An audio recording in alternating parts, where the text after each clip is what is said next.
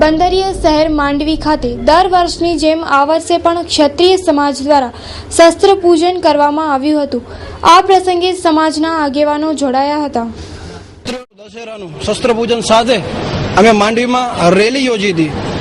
આજે ભગવાન રામે જે અધર્મી જેને કહેવાય રાવણ એનો વધ કરી અને ધર્મના વિજય રૂપે જે આજનો દિવસ ઉજવાય છે, આ દિવસ પરંપરાગત રીતે ક્ષત્રિયો યુગોથી ઉજવતા આવ્યા છે।